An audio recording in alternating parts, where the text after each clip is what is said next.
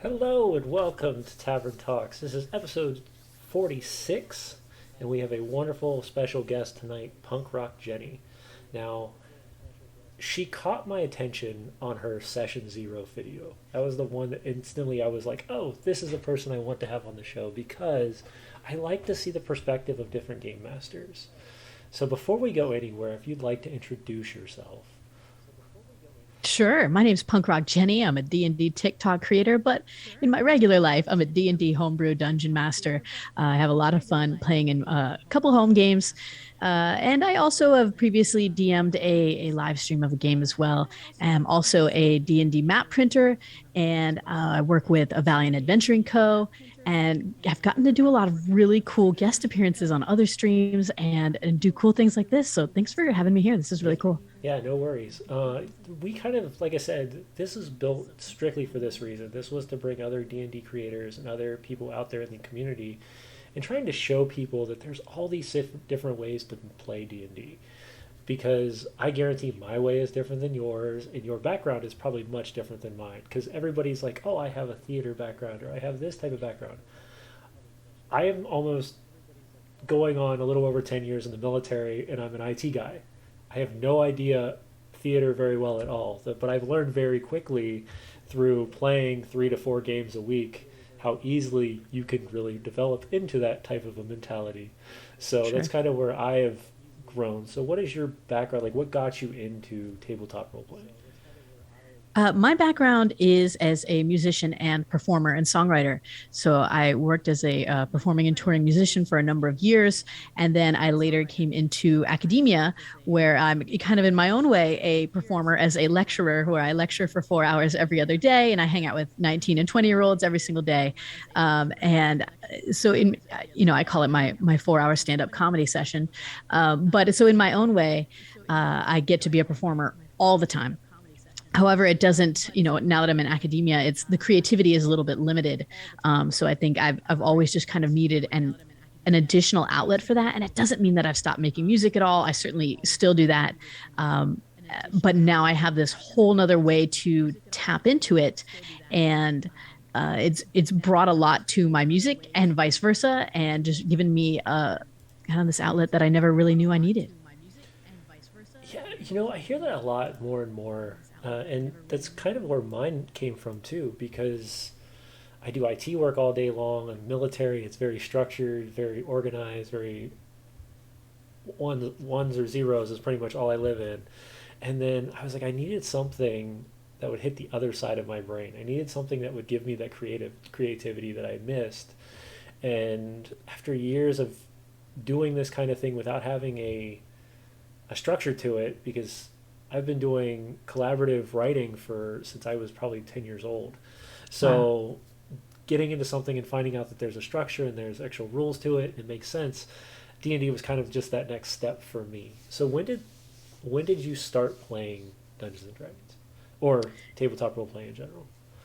I'm not one of those dungeon masters who's played every edition and played for decades and decades. In fact, I was kind of I feel like I was like discouraged like from playing Dungeons and Dragons and tabletop games for a number of reasons over the years that kind of kept me as like this barrier from getting into it. Mm-hmm. From it's not for people like you, it's not for musicians. That's a game for nerds, and that game isn't for you. Or you're not good enough at math to play a game like that. Little did I know that the simplicity of the math in the game, Oh yeah, or it's too overwhelming. The amount of rules that you'd have to learn in order to play this game, it's such a big commitment, and you don't have the time. So I'm not one of those dungeon masters who's been playing for decades and decades, but I have been playing for years and years, and so I do have that. Kind of as a tool, but I didn't get into being a like a homebrew dungeon master until the past year or so, okay. where that's really become my mainstay. Now, of course, as a player, I'd always run one shots and given a DM a break and things like that, but nothing to the Nothing. capacity of what I do now. Nice. So when you say what you do now is this just for friends and family, or have you developed into that professional level of dungeon mastering? So I launched into being a dungeon master with doing a live stream, which is like the craziest, obviously, way to launch into being a dungeon master. But it really forced me to like kick my ass up to a really high level. Yeah. Um, but now, after doing that for a little while, I've popped back and forth on doing another live stream. I think I will maybe later this year or maybe next year. But I don't do professional dungeon mastering in the sense that I charge. Although I'm frequently asked and offered all the time. Um, sometimes I get a little bit of imposter syndrome and I'm like, oh, I'm not good enough to be a professional Right. dungeon master.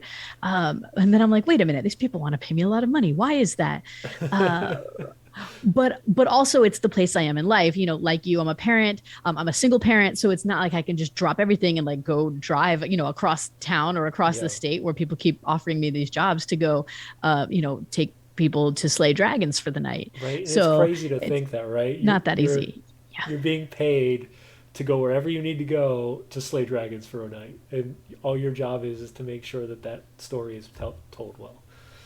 Um, At another time, that would be more than feasible. But for now, it's at a place where I get to bring assets that I create, homebrew assets to other people, and the creative stuff like the maps and other stuff we've been yeah. talking about, and be able to bring that to them as well. Awesome. And just for our viewers, if you are in here, make sure that if you have questions for either myself or for Punk Rock Jenny, that you're placing those in the chat so that we can answer those while we're on stream.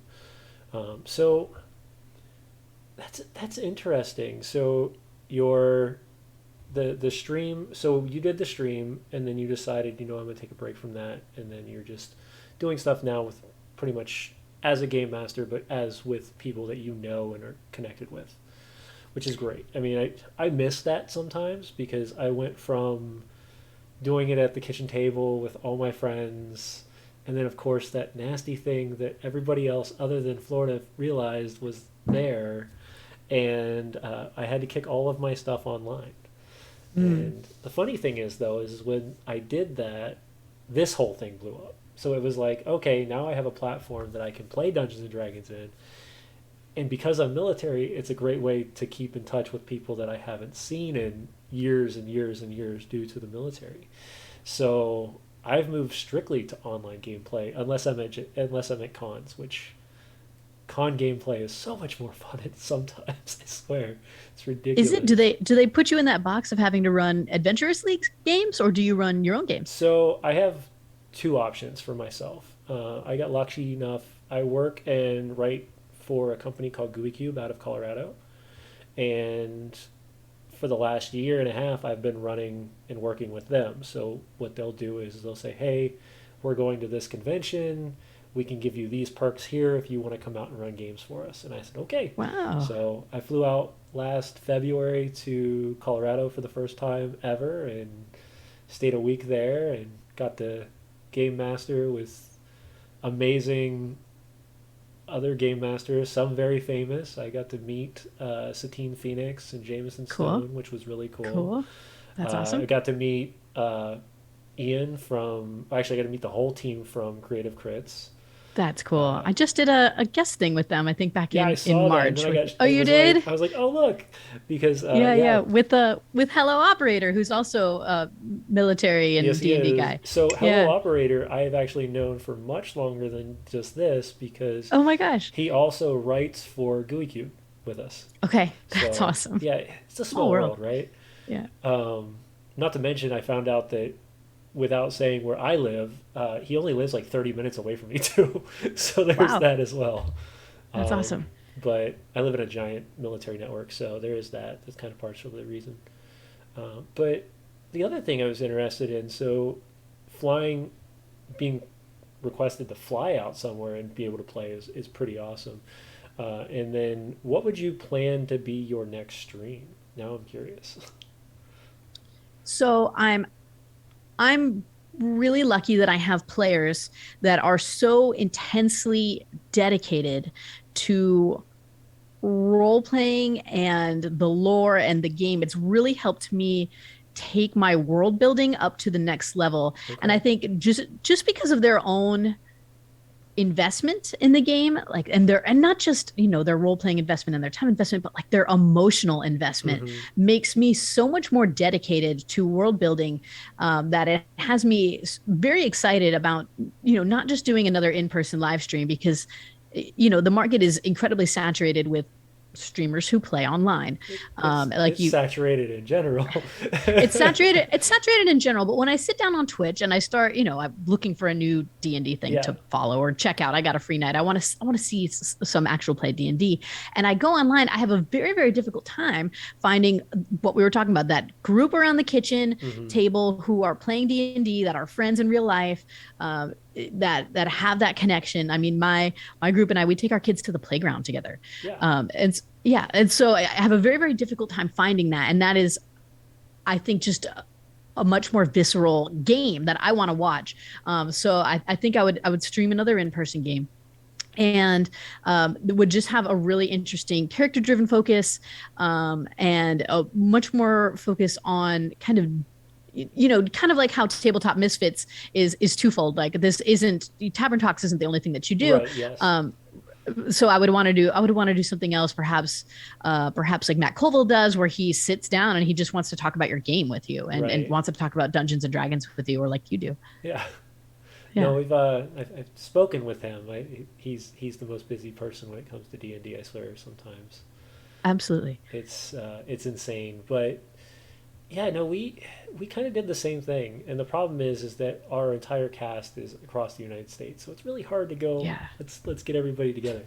We are looking forward to sure. this year now that things are starting to calm down with the pandemic, and with us doing a lot of stuff with GUI Cube, which is where our entire world of on Sunday nights is ran through. We decided that instead we want to do is kind of get to a finale point somewhere, Mm. and then do the in-person game at a convention so that we can actually all be together and really pushing that level higher. Um, I love that, and I want to tune so in for that. yeah, we're rooting for it. Hey, Heroes of Yeah. Evermore, glad to have you here. Um, it's so much fun. I swear, that's the one thing I really liked about it. And the interesting thing is all of our players, all of our cast, were all built through the community, but we had not met yet. We'd been playing for months and months and months, and then we all came to Gen Con together, and we actually met for the first time, which was really awesome. What Um, was that like? uh, it was interesting because it was a lot of new things for me. It's my first time at Gen Con. It was my first time GMing at in person other than my players, like my Wow. friends, ever. And the fact that I'm going to the largest gaming convention and I'm running games for a company as my Yeah. first time doing it, I was terrified. Oh my gosh. So, and this year is not going to make it any easier for me because not only am I running a game this year, I'm running the actual adventure I wrote for the company this year at Gen Con for their first test drive of that game. So I'm excited and scared all at once. Yeah, that's some So pressure. And I mean, I feel, and tell me if you feel differently. I feel like there's a vast difference between when I run a game online and I have all this stuff at my computer in front of me, versus when I run a game in person and I've got, like, I don't know, my DM screen and my six cheat sheets, and like, yeah. I'm a hot, sweaty mess. Like, it's a different Oh story. yeah, 100%. And it's also a different story when you know it's just your friends Hmm. and then you know it's strangers. Because I that was the know. big difference I had never done before is I had never been to a con and ran for just people that signed up for my game. Like they don't know who I am. They don't know what game I'm Yeah. running. This was literally handed to me the day I got there. They were like, "Hey, this is your schedule for what you're running this week." And sadly, we had a huge influx of pandemic hits right before Gen Con. So not only did I ran like 3 times the amount I was supposed to because the company needed the help.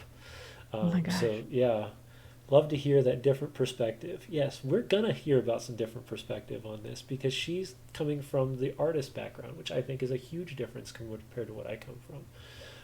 In the fact that I want to know what you ask of your players. I think that's kind of something I've really thought would be an interesting thing to learn. Oh no, my sounds are off. Oh Tonight no. my tonight just a heads up to everybody. Our tech guy is currently at work doing his normal job, so I'm running everything, and Sirenscape is not connecting properly on my side, not Sirenscape's, my side, so there will be no sounds tonight. But I will do huzzah for whoever puts that up there. So, I I'm, I am providing moral support, so but yeah, no, it's I like I said, I'm more curious of how you get your players to get into that investment, because I think that's something that everybody wants to have. They want to have those players come to the table, be invested 100% in not only, and not have to worry about those off the wall directions that people like to take if they don't make sense with the story.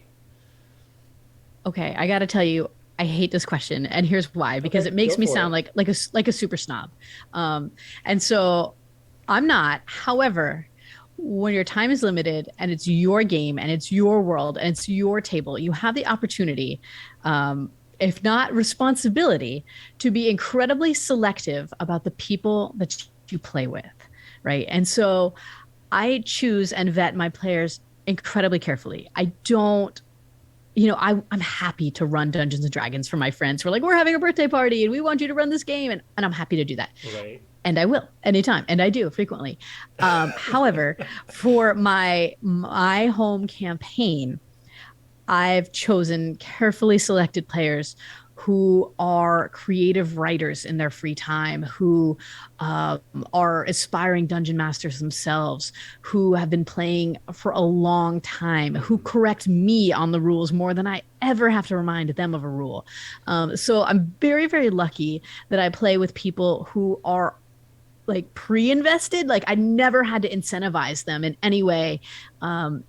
And I even one of them has even previously run games for me, and I've learned a lot from them about rewarding players in a way that makes them want to play more. And every player is different. I have players that feel rewarded when they do really cool shit in game. I have players that feel rewarded when they get to role play through these really complex emotional and romantic scenarios, and that's a reward for them. And so I think it's about knowing what motivates your players to be invested in a good role playing game and being incredibly choosy if you have the opportunity to be Yeah. choosy. And most dungeon masters do, because of the vast asymmetry of people who really, really, really want to play Dungeons and Dragons and people who actually want to put in the freaking work to be a good dungeon master. Agreed. 100%. And I hate to say this because this is something I tell my players all the time. I want to put more time and energy into my games, Mm-hmm, me too. but I run 3 games a week. And I tell Yo, people that it's all the brutal. time. And I run Yeah. 2 paid games, and then I run my stream every week normally. Now, we've taken a little break off of our stream, partially because we wanted to really ramp up the effort. And this is going to be my only plug for the night. Maybe we'll find out. Starting in July, we're actually starting a new project that will be switching over from our normal show. And that was going to be a much larger investment than we ever expected. So it's going to have three dungeon masters and over Oh my 16 gosh. players. Oh my gosh. Yeah, so the idea is the entire story will be vetted between all 3 dungeon masters, including myself, and the 16 players will circle in and out based off of the adventure that's going on. So there'll be 4 people altogether on stream normally as players, and then the game master. And every 2 weeks, the story is going to develop differently. So it's going to go to a different game master, or it's going to go to a different group of players, and then the underlying storyline will slowly start to fall out from below. But these are little missions that our adventure teams are going to take on, and we're really excited to see how this goes. Um, I love this idea, and I can't decide if it's a greater challenge as a DM or if it's less work as a DM. How do you feel about it? right now, it's less for me, partially because I'm going through a lot of personal things, and our other 2 game masters decided to take more of that role on. So Great. I actually won't even be game mastering for 6 to 8 weeks after the show launches. I'm just going to be the one sitting in the background going, okay, this needs fixed or this needs adjusted, and I'm going to be guiding that path. Thankfully, both of the players that are game master, or both of the game masters, I've actually written with, and we've worked well together, and I'm excited to see where this goes because it's something I don't think personally, I don't think anybody's done yet, and I'm excited to see how we do this. Yeah, I can't think of anybody So who's done that. That's wild and good luck. I'm gonna have to check that out. I yeah, can't wait. so that's my one plug for Plots in Darkenhaven, which comes out in July. We're prepping the intro videos and everything as we speak, and we're really excited. Um, we also actually invested in a character artist who is every time we have new characters is going to start drawing those characters weeks ahead of time, and Oh my gosh. yeah, she's amazing. My plug out to Brina Luna. If you've seen her on Twitch, she does amazing artwork. She did all of our artwork for our one shot that we ran just last year for a charity event with Games to Grow, and she did all out of the love of her heart, and so we Wow. decided we would bring her on board fully to help us with this new project. So we'll see where this goes. That's super cool. I'm gonna tune in. I'm gonna check it Thank out. you. Yeah. But yeah, hey, there she is. Well, there's our tech guy sitting in for me as our moderator for the night. Thank you. And he plugged her. She's an amazing artist, and she has Awesome. gotten so many commissions now that she's gotten so much better. I've seen her artwork from when she did it a year ago until now, and it's almost night and day how much she's improved. So we're excited to see where this goes. And so vetting is a big thing for you because you have the opportunity to do so. And I did as for our stream. I did as well. We made sure that the players are fitting. We actually have since then went back and vetted our players again and been like, hey, sometimes the energy's not where we're looking for or whatnot, and it's a hard question to or it's a hard thing to have to tell somebody. Uh, but we've also realized that they were feeling the same thing. So we had to make sure that we were connecting properly with that. Who is more excited, the cast or crew or the viewers? You know, that's a good question, buddy. Our tech guy is saying the same thing. We're not sure who's more excited about this project coming up. Us, our cast, all of our actors that are coming in as characters, and then um, we've actually got really good excitement from viewers. So we're really looking forward to this one. We're hoping So it you takes say this far. actors. Do you guys typically find actors to do your No, be in game? Oh, no, okay. we don't. I would love to. I mean, Okay. I think it's phenomenal to do so. Actually, I got Yeah. the opportunity to get a game ran by Critical Bard just a couple weeks ago, and he was a Oh, cool. fantastic game master. I Um, bet. yeah, I stay connected with the Realmsmith Discord, and he had an opening for one of his games, and I was like, "Oh, plug in and see what this is like." And it was pretty intense. He's a That's very good great. game master. I bet. So, but it's that theater mindset that they bring to the thing that makes you feel so much more immersed, and I'm trying to push that for the average person because I don't have 20 years, 30 years of theater experience. I don't have voice acting experience. And though I believe they're useful, they're wonderful immersion techniques, it kind of comes back to our next conversation I'd like to have with you is what do you use to immerse your players? I know we've talked about music. Yeah, several things. Yeah, music is one of the big ones for sure. And, I come from a music background. So for me, that's one of the biggest things that actually attracted me to the game was the ability to utilize immersion in games. And even as a player, the music aspect was so important to me. But I also have that luxury of playing in person that, again, not everybody has. And I understand that some people don't live in Florida, so they've experienced COVID. It didn't happen here. And, and so we played, in person throughout the entire pandemic. I played Yeah, sometimes 4 games a week during the entire pandemic because there's people are nothing like, else well, to do. I'm working from home. Like, can I just come over to your house? I'm like, yeah, come on over.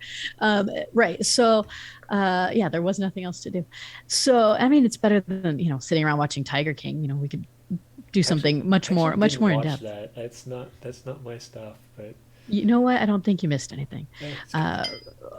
but yeah, so music is such a big one, and so I know that that certainly plays out differently in person than it does online. People are I have these fabulous playlists ready to go for new dungeon masters on Spotify. They're on my TikTok channel, Punk Rock Jenny. And so people go, well, how do I utilize these online? How do I use these in my online game? And you're probably familiar with the TikTok and music creator Arcane Anthems, Yep. and you know, We uh, had him on the show a couple months ago. perfect. So Weston has this whole video out about different Discord bots and how to do things there. And I Hmm. even try to. I'm just like, go talk to Arcane Anthems, because I would love to tell you that I'm the expert on it, but I'm not. I play online for fun when I can. When I have an open week, I'll just jump on a start playing games, and I'll just sit in and try to learn from any new dungeon master that I can. Every dungeon master that you play with, you learn from, you Oh grow yeah. from as a DM yourself.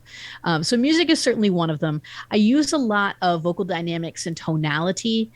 A lot of that, I picked up from watching real professional DMs. I'm not a voice actor. I'm a bass player and singer, and so I But a you lot have of that. the ability to change the range and different tones of your voice, though. Sure, but I mean everyone does. It's just Right. You tapping just into have the to be. sauce of it, Yeah. right? Right.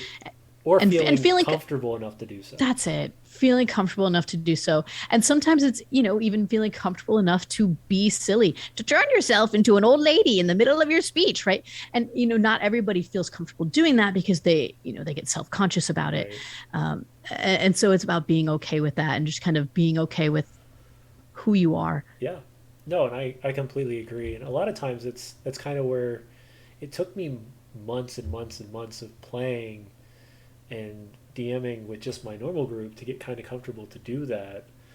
And now running sometimes 3 to 4 sessions a week, it's like it's almost second nature to be just goofy half the time. Like it's like, Yeah. yeah, and then of course I always have those really bad accents, right? Like you've got the dwarvish accent, or you've got the the one of my favorites, the tiefling, which I always Mm. pick as a very like uh, Aladdin-esque character, and I don't know why, but I've always picked that. And then I made a tiefling months and oh my god, 3 years ago now, because it was when we were still playing in person. Because I was really addicted to the show Blacklist. I don't know if you've ever seen it with Jason Spader. I haven't. But he pretty much is the underground network controller of everything, and he sends people Okay. out to take out really horrible people. But then there's always something that helps him get something back every time. Okay. So I built the character around this person, and he was the overlord that literally manipulated everything under the scene, and was secretly sending out the party to do little secondary missions to do things, and to the point where one of the players himself actually he came directly to and was like, "Hey, this is what I actually need you to do when you're here this week," and he bit into the chip immediately, and it was like, "Oh, this is easy to direct you now." So while everybody else is trying to fend off monsters, he's over there picking these hallucinogenic flowers because he's got to make sure he's got those for the big guy in the back later on. I love So it. I love um, it. yeah, it was a good time. Uh, But I mean that's part of it too though is learning to steal from the things that your players don't know, yep. right? Like you stole from Blacklist. You could have done the entire plot from Blacklist, and I would have never known because I've Yeah. never seen it. And so, my players are very invested in video games and anime, and I don't do either of those things. Yep. So, and I come from a fantasy book background, and Right. they've never read any of the books I've read. I mean, so I could steal things from that all day long, and to them, it's hide nor hair. They've never seen it or heard it. Oh, you broke it. No, I was trying to think if I've heard that before. I've read a lot, and I'm Mhm. surprised, and I'm like, okay, so I try to catch up on certain things. So top three books for game masters to pull from. Oh gosh, there's so many. But truthfully, I personally love stealing from um a particular select group of the Forgotten Realms books. Okay. Most of them a, that's cruel to say most of them. Many of them are bad. I just they're just um They're long, like, and they're drawn out. they're long, they're drawn out. The detail is the way they depict women in most of them is like all they care about is all these women care about is just like chasing men, and Yeah, like even the gods like Mr. herself like can't care about anything except for Kellenbor. Like who writes this? And so like she's a god, right. like She's got anyway. she's got all sorts of other things she can care about. And She has real problems and real thing anyway. So a lot of those things occasionally I steal from. I also love for any aspiring DMs out there who are really into world building, I would highly recommend the Gentleman Bastard series by Scott Lynch. It is a series of books, especially, or if you love playing rogues, it is a book about rogues. Um, Scott Lynch is a fabulous world builder, and he spends a lot of time and detail in his books discussing his worlds. And if you're running a pirate campaign, that's a great one as well. And his worlds are very much kind of like a medieval Italy, like worlds full of canals that have people fighting sharks for like bloodthirsty sharks for sport. It's a fabulously unique world building experience more than it is a great story. The story itself is so so. But if you love rogues and you love world building, the Gentleman Bastard series by Scott Lynch or The Lies of Locke Lamora. all right. I mean, I immediately when you started mentioning like it reminds you of Renaissance Italy. I immediately Mm-hmm. connected it back to Assassin's Creed, and I was like, okay, now I got to go check this out because Assassin's Creed is one of my favorite uh, stories on just the fact of how they tied history and fantasy and kind of just jammed it together somehow. And I was like, this is nifty. So it's my little. I pull a lot of stuff from video games. I pull a lot of stuff from books. I pull a lot of stuff from images is a big one Yeah. for me. I'll just go on Pinterest and look for something that I need, and I'm like, okay, how can I build the story around this? How can I shift things, especially if it's a new city or it's a new location that they're trying to get into? Uh, because it just gives me that visual that I can connect to, and I go, okay, so now what is here? What creatures are here? What lives here? Why are they here? Those types of questions. Um, but yeah, we did a we did a show a couple weeks ago with Heroes of Evermore actually, and they were showing off other neat immersive ideas. Like they were using a lot of little kid science experiments on at their table, and it was fantastic the way they did it. Oh, I love So that. dry ice, or if somebody's casting a spell, you can get the sand that if it hits water, it sparks different colors, that type of stuff. Oh, Heroes of Um, Evermore. You just make us all look bad. That is too cool. right? I mean, he literally, and he only does it with his friends, which is great. I love it, because they're all very invested. Just same with your group, um, and I think that's key. I really do. Now that I've listened more about it at left and right, making sure that your players and you really match can bring the game from an okay game to an epic game because everybody is there for that reason. There's nobody just there just to be there, right? And I think that's the downfall that many people had when they first got into D&D, normally dungeon masters truthfully, Yeah. because nobody wants to be the game master for some weird reason. For some weird Some reason. I weird can't reason. imagine Like why. I do understand that it takes sometimes hours and hours of work. Yeah. And as much as I love homebrewing and working in a custom world, like, and even writing in a custom world, like when I have what I have in GUI Cube, um, you can pick up a module and make your life a little easier. It's okay. Don't think I it's a can't bad though. thing. Other people can do that, and Yeah. that's great. Hey, if you're an aspiring dungeon master, I encourage you to pick up a module. Self, Jenny, punk rock Jenny, don't. Um, but it's exactly what you're saying, right? Yeah. I have a limited amount of free time in my life, and I don't have time to spend all these hours working in world building for a group of players who just show up, right? Yeah. Who I have to chase to like update their equipment list or inventory. Like I need players who are invested, Yeah. who want to have these character driven stories, that want to write these 16-page backstories. Those are the players for me. And again, because I'm at a place in life where I have such a limited amount of free time, I want to spend it on the things that I want to spend it on. Right. I don't have time to play crappy D&D, and there's a table for everybody. There There is. really is. So if you're into whatever it is that you're into, there's a table for you out there, I promise. Oh, agreed. 100%. Best way to put it too, because it's true, and you can do multiple ways of doing it. There's now, I mean, go try an adventure. If you've never done Adventure League and you think you're wanting to get into D&D, try it, but try it with a grain of salt. I think Try it with a grain of salt. Adventure League is dangerous to me because Adventure League is so structured and it breaks away some of that immersion feeling that you would get at a normal game because they have to be that way. They have to follow these certain rules and they have to make sure that things are set the same way. Because if somebody picks up their character and moves to another game for no reason other than the fact that they don't want to be there today, they can do so. And that kind of kills my immersion immediately when somebody does that because it's Me too. how can you just grab a character and be like, oh, he's been in Forgotten Realms for 3.5 months, and then we're gonna shove him over here to, let's say, Exandria because somebody's running a Critical Role game. And it's like, what? I agree, take it with a grain of salt. It's not the worst way to get into to D&D.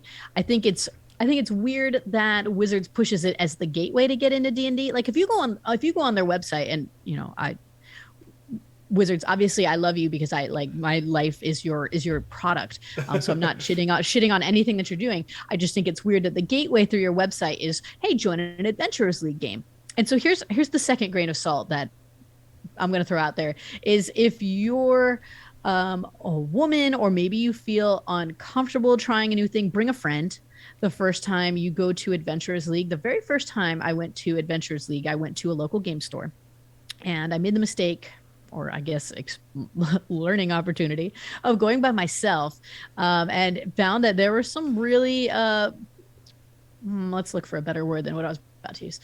There were some players there that made me feel really, really uncomfortable, and probably hindered me from going back to not only that store but for playing Dungeons and Dragons for quite some time after doing that. And so I would say bring a friend, right? You never know what's going to happen when you sit down with a group of strangers. You Yeah, don't know no. them. You don't have a way to vet them when you walk into Adventurous League. Anybody can walk in and play an AL game.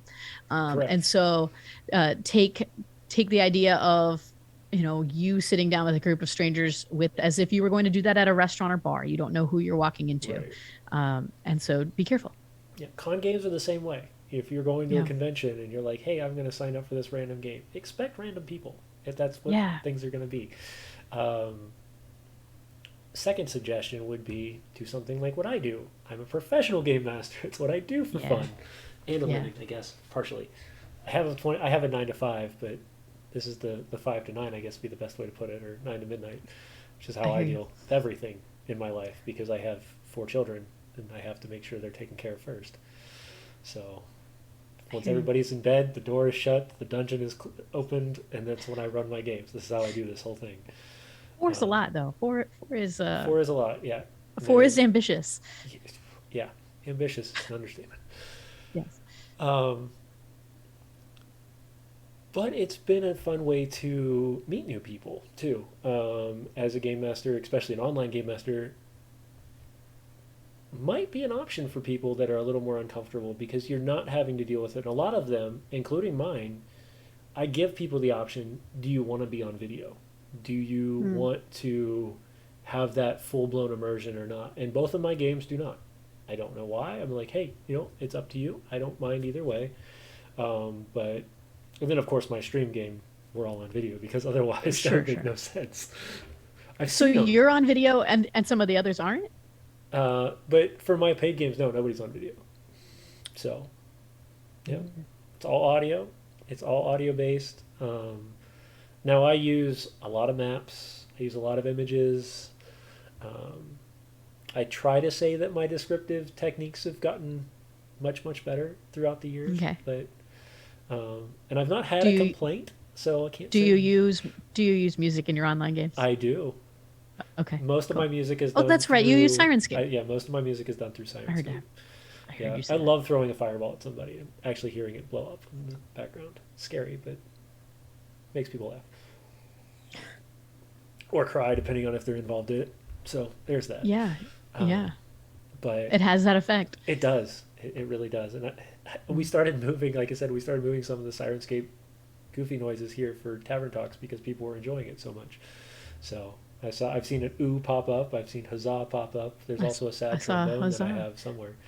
But Interesting.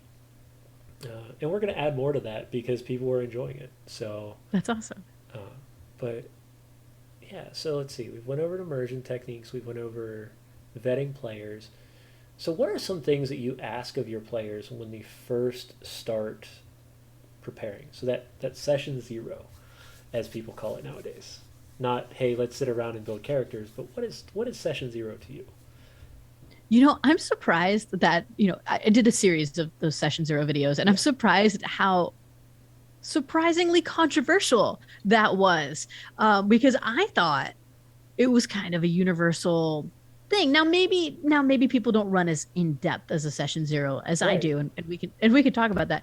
But people were like, kind of. I would say, I don't know, like a split, like 20% of people that were in my TikTok comments were mad that I would run a Session Zero. Like, I don't know, it was surprising. So then I had to make some, All rebuttal of my videos. all of Um, my paid games require a set.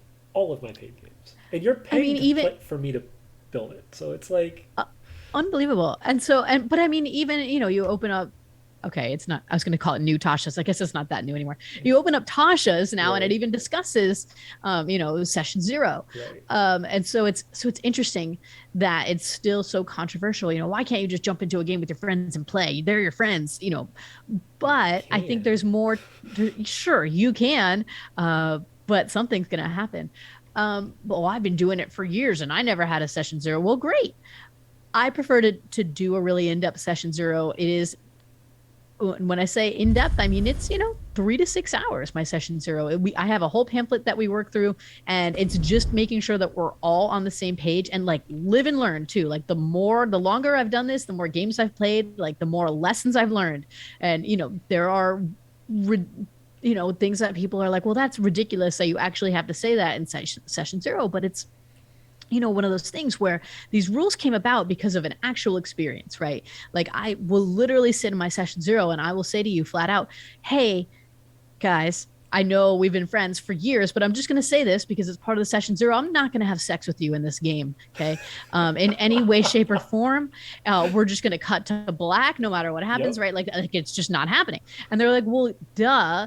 And I'm like, yeah, but I'm Yeah. just going to make that real clear right now. And so it's certainly about things like consent and Right. expectations and tone and setting, and it's not a place for character development because I believe that should happen far earlier on, but it's a place to discuss things like your homebrew rules or your home rules that you have as a dungeon master.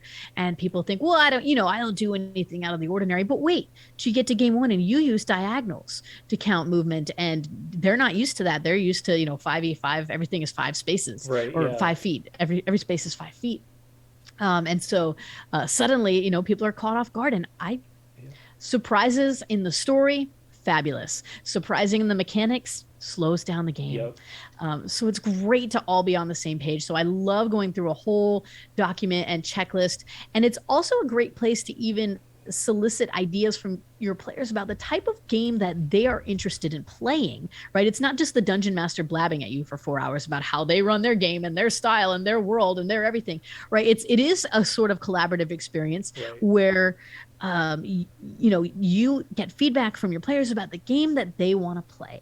And so they might be looking for a whole game of political intrigue, but you run a knight saves the princess from the dragon saves the world, Yeah. something very straightforward. And if you all come into that game with very different expectations, if you are going in there expecting something else or expecting a very light and to have funny jokes and things like that, you're probably going to have a bad time at a really serious Agreed. table. So it's a great place to talk about that. And I personally, I don't run funny games. I run a very, I have a hard time running funny games. do you? I I do. love uh, serious gameplay with lighthearted moments, right? I Yeah. just can't run a funny game. I'm just not that dungeon master. Yeah. But if that wasn't clear to everybody when we all sat down, we'd have a really bad time. So I think it covers a whole slew of things in your session zero that they don't really talk about that much in Tasha's. I think Yeah. it's just kind of And you've built a given as this brief moment. 16-page pamphlet? I do. My pamphlet is 16 pages, but there's a lot of, art and stuff in there too that's Arts. reflective of the world and maps Right. that are important of the world that, if unless their character doesn't know that, they don't get that in their pamphlet, and things like that. So, and then I also have, a page at the end that is truths your character knows about the world. And each character is different, right? Because, Mm-hmm. the victor rewrites history. And so each character says different truths that they would know about the world that might conflict with another players at the table. And that always is a great way to um, add to a backstory without rewriting somebody's backstory. Right. Yeah. No, those are nifty tricks. Yeah. Truths of the world. So it's a good nugget there for people listening right now. Truths of the world is a great idea. And remember that where somebody comes from might not say the same story. Yeah, and I see somebody put in the chat. I'm just started lurking your Twitch page here. Yeah. The session zero. Let's get to know all your characters, and that which I think is fine for a lot of dungeon masters to do that. But I actually do all of my character development one on one with all my players beforehand if they need help fitting their character into the world. Normally, my players are like crazy writers anyway. Like I consider myself a creative writer, and they make me. I want to say inspired, but they make me look bad. Um, and so we do all of that beforehand, and that way kind of the surprises can unfurl because I write character driven campaigns as opposed to everybody comes in and plays the dungeon master's story. Right. I run their stories. I like that. I like that a lot. I run their stories. Yeah, I've done both. I've done the Dungeon yeah, Master story and I've done their story, and I like sure, both. Um, yeah, the one I really love, truthfully, is when you have your main story that you've planned to run, and then yeah, somehow you start to see where the web connects, and you're yeah, like, okay, this connects here, this connects. They didn't write this right, but if I connect this one in here, then these two characters are connected there. They don't know it yet, and yeah. it's a lot of those moments are sometimes fun for the game master because I'll be sitting here doing some sort of world building and I'll go start looking through backstories and I'm like, okay, Yeah. this person's here, this person's there. Yeah, Um, that's my favorite part is I try to find, 3 to 10 ways for each character to be connected to another character in the game somehow. So ultimately it's just this huge web unfolding the entire time. yeah, And then it ties into the lore and history of the world, and a piece of the history of the world unfolds. nice. I think it's the best way over time to do it. If you can piece your players together and make them feel like they're not just connected to the world, but they're connected to each other, it seems to make things work better. Yeah, and then you always have that it's fate, it's destiny, for those heroic adventures.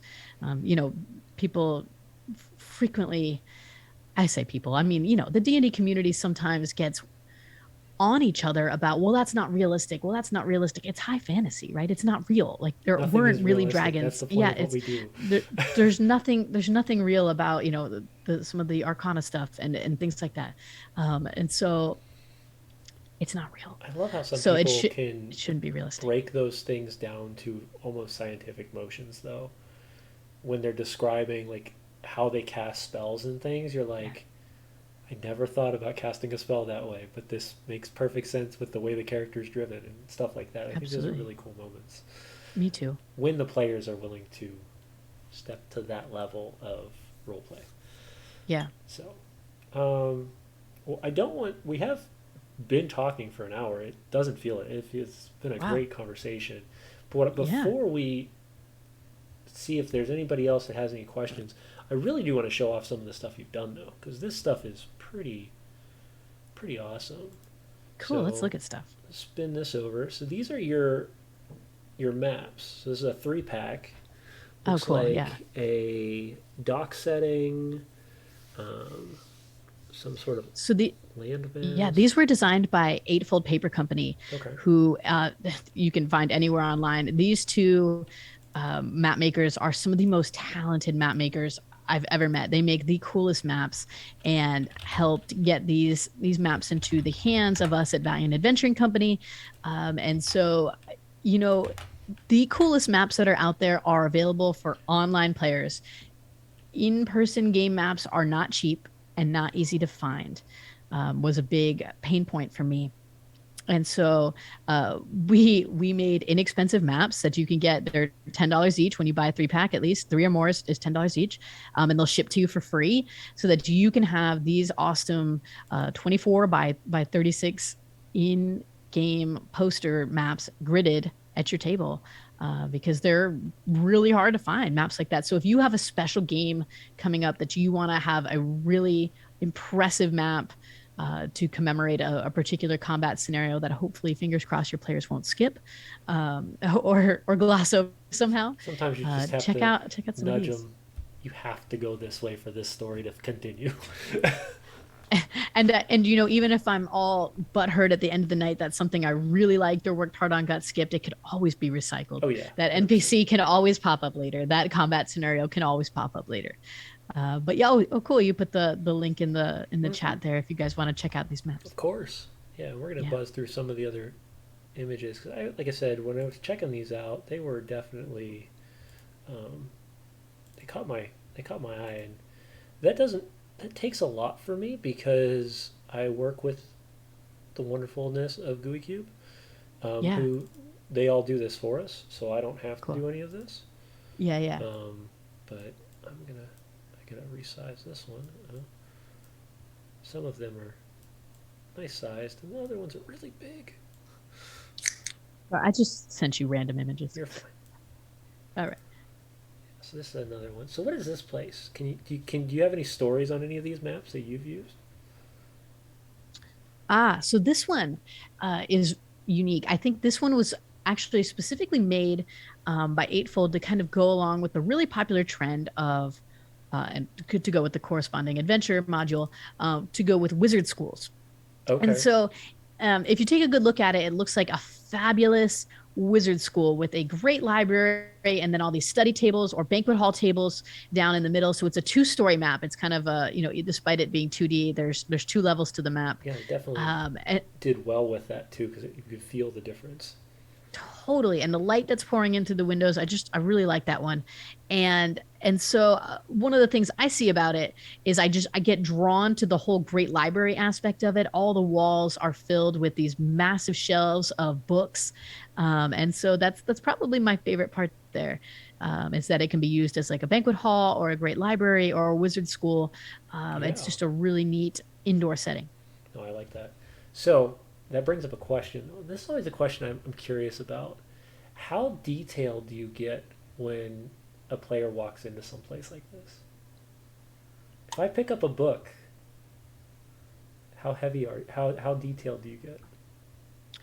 If as far as how heavy is the book, I'm much more, how you're drawn to the Pinterest imagery. I'm Mm-hmm. much more going for the imagery surrounding the way something looks more than it feels, unless they specifically ask about the feel. But oftentimes, depending on the setting, we can do a lot with sound and smell, right? Especially if it's a really desolate setting. Yep. I mean, you should know when you walk into a room, does it smell old?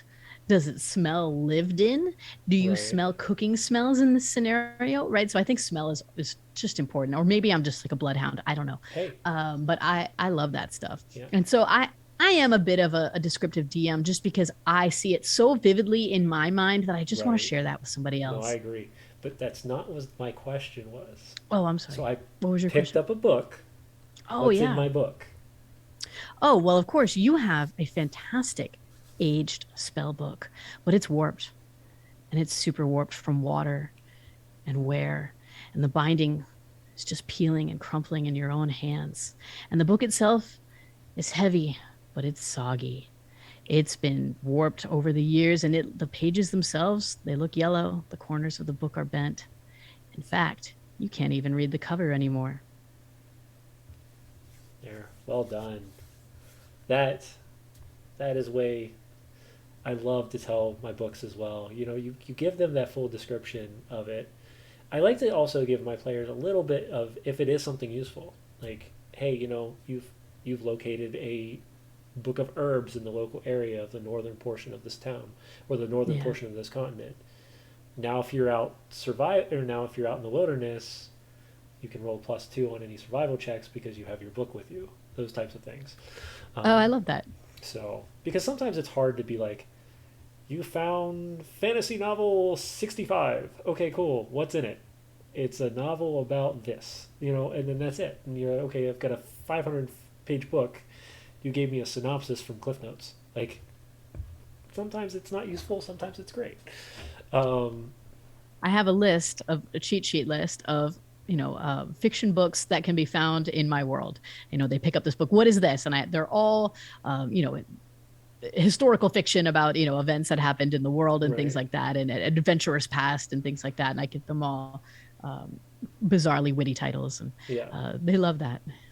No, I like that too.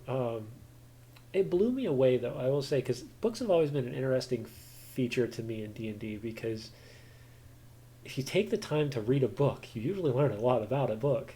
Um, Sure. and seeing how, now mind you, we have gurus in this industry, like of course Matt Mercer, who everyone knows. Right. Um, when they pull a book off of a library shelf, and he's like, "Yeah, let me give you the 65-page thing in an email tomorrow." I'm like, "How do you have the time for that?" But then again, this is a full-time job for them, so I understand a little bit. If this was my full-time job, I would love doing that stuff all day long. Yeah, but it's not. So, It's not. and I tell people that um, my one my one caveat to all people who want to do professional gaming, and this is I tell people all the time this: do not treat your game master like he is Matt Mercer. He's not. He was probably does not have 20 to 40 to 60 years of professional acting and training, and then expect you're only going to be paying an average normal price of a professional game Yeah. master. Yeah. And a team, guys. He has a team Yeah, of he has a people that team, help him. and now he's got a bigger team. Like, I'm sure he has Yeah. a cheat sheet of 650 names that he can pick from, with descriptions already on them. I don't. You see I this just magic cat appearing behind me. This I is do. I see bizarre. the magic cat. Yeah. Mine's outside the dungeon, or, well, outside the tavern because people don't like it when cats walk around the tavern. I guess Mine opens doors. The store was closed. maybe it's a familiar.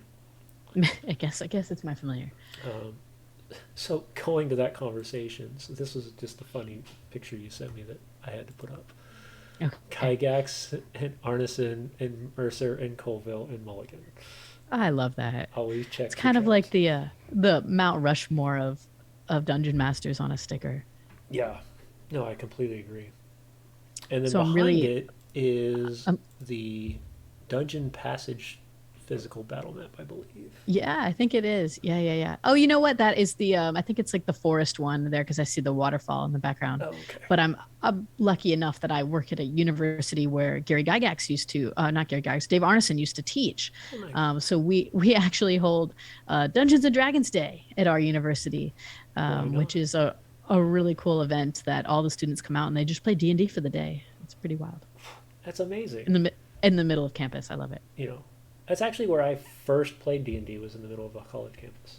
Is that I right? was I was 15 years old though. Should Oh my not have gosh. been there. No. But yeah, no, my TTRPG experience started because I was the youngest person out, and I mean everybody. My best friend at the time that I played with was 19, so he was the second youngest. After that, they were in their 30s and above, and we played D&D, and then we also played Vampire the Masquerade for Cool. years. And being the only high school kid running around a college campus at after hours and never having a problem or having security called was just a phenomenal treat on its own. So It was a different time. so funny enough, so I grew up in right near, well, actually where I did the Vampire the Masquerade LARPing was in at Kent State University in Ohio, Cool. right after the Kent State shootings, and yet we Oh never got wow. yelled at because we had No such a way. huge community that was very connected, and it was crazy because you've got 50, 60 people running around an entire campus in trench coats and foam weapons, and nobody said a word. That's But wild. but yeah, we had a blast. It was good times. Wow. That's amazing. Let's see here. What else do we got that we can show off? So this is kind of the shtick you were giving just a couple minutes ago. 3-pack for $10 Yeah. each, not $10. Yeah, 10 bucks 10 bucks each, right. And they ship for free. and they ship for free. There it is, right there. 3-pack of D&D combat maps. Um, and I do agree with this. I think this is really cool that with the way that D&D has moved online, a lot of the new creators are only doing online stuff. And the fact that you can now get this in a I'm guessing it's not just paper. It's probably pretty strong paper. Yeah, they're I think it's like Or 18-point cardstock poster paper. It's oh pretty yeah. pretty significant. And so it's not like an easy shipping either. So that's why I mean we do sell them individually if you have Hmm. something really special coming up. But it just makes more sense to because of the shipping to buy a couple of them. But they're uh something that we never really talk about in regards to dungeon mastering and world building and all this stuff is that it's especially if you play in person, it's expensive. Oh God, Like yes. no one ever talks about the cost of paint and minis and maps and all of the Yeah. ridiculous, all the books and And and sure you need the books to play online too, but like yeah. the stuff that And you need to play in person is heaven forbid, you expensive. go into the deep end arts of D&D and start paying hundreds of thousands of dollars for actual terrain because I don't know about many people, but I don't have that kind of money. I know a DM who's dedicated his whole garage to it. And there are plenty of DMs that, are so committed that they have their 3D printers and they do all that. Like I'd mess that up so badly. But 100%. yeah, I mean, you can certainly go into that deep end for sure.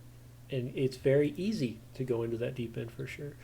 Um, I've been there, and I get yelled at every once in a while from Oh family no. members. They're like, "Hey, you spent way too much," and that's kind of where the whole professional game mastering came from because it was an ultimatum of, "Hey, you're spending too much on D&D," and I was like, "Well, what about if I make money off of it?" They're like, "Well, that's a different story. We can talk a little different." It's a fair ultimatum. Yeah.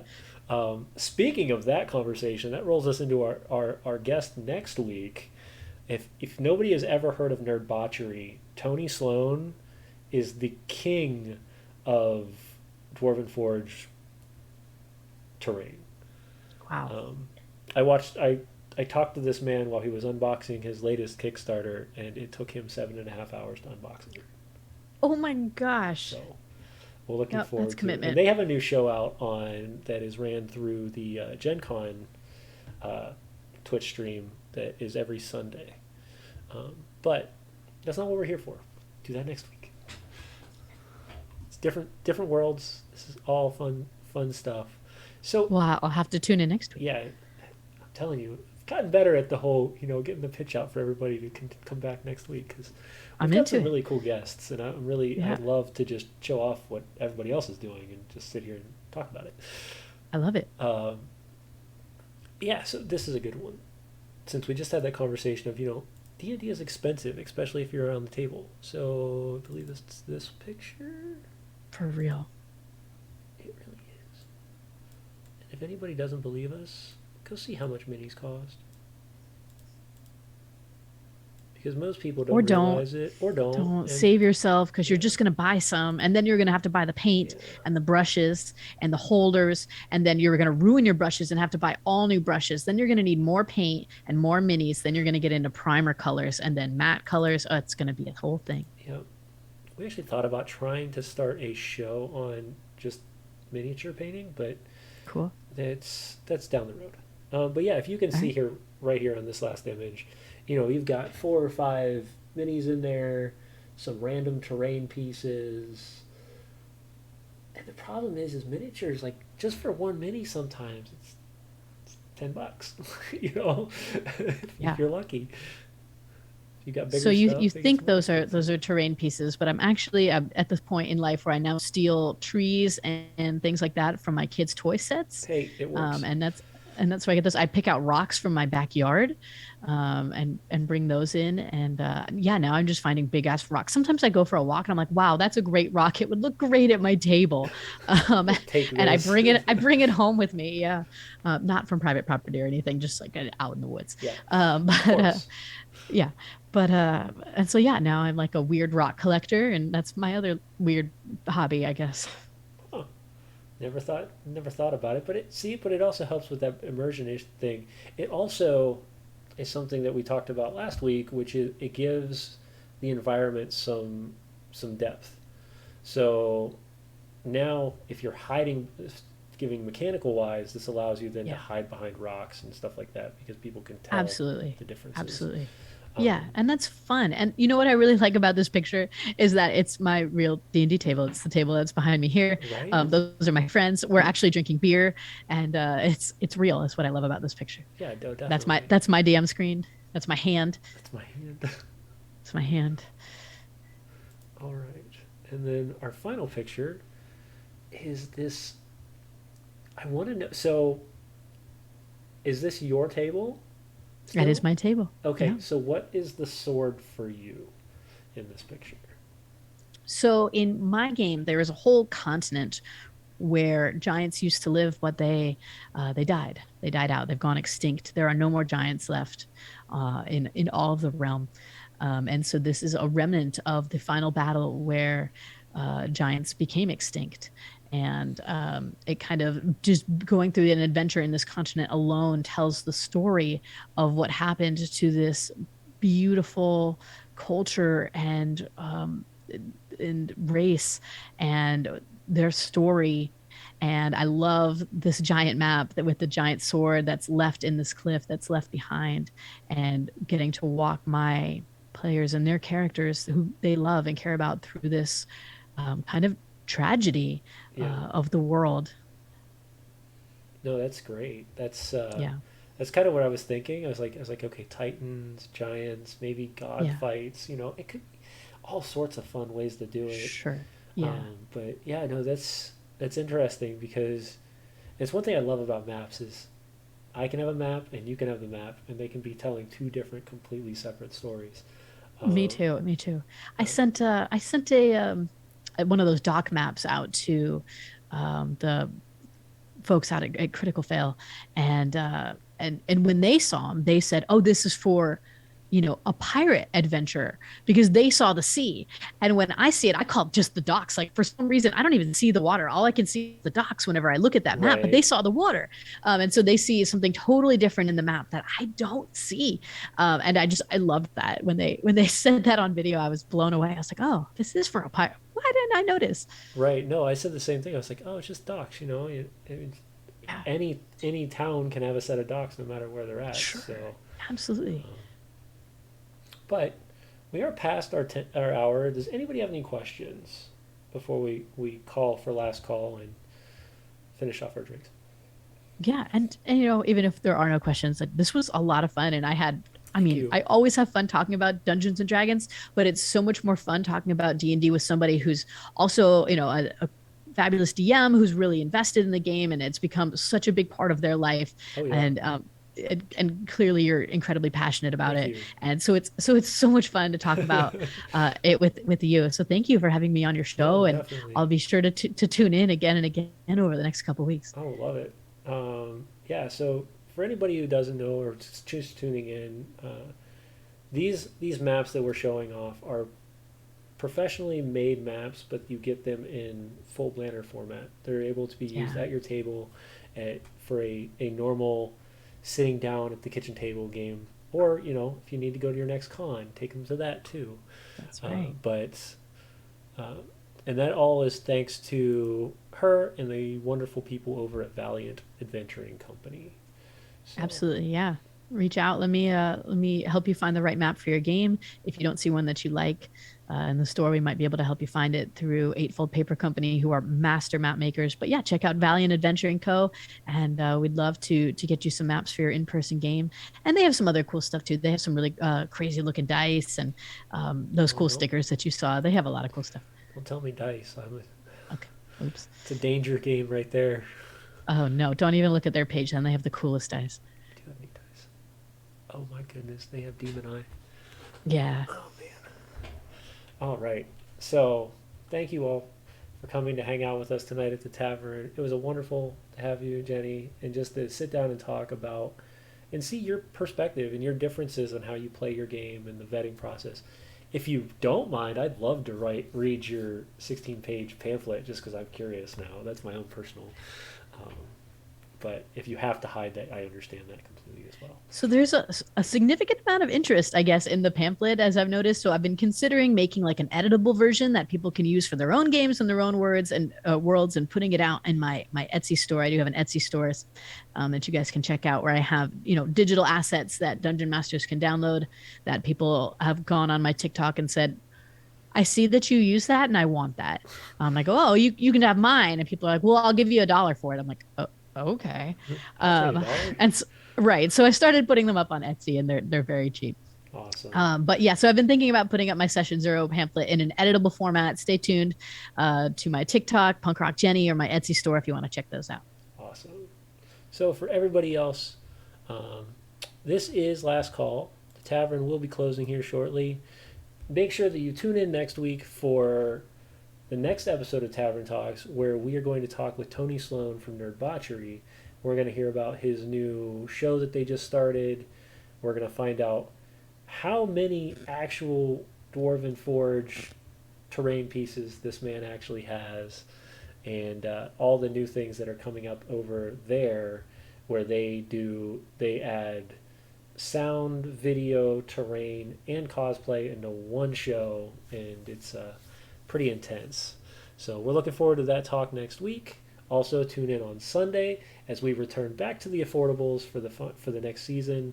I'm currently in the process of rewriting that arc, and that'll be going on for about the next 4 weeks. And then, of course, tune in soon for Plots in Darkenhaven, our newest project, and we're looking forward to a wonderful time with that.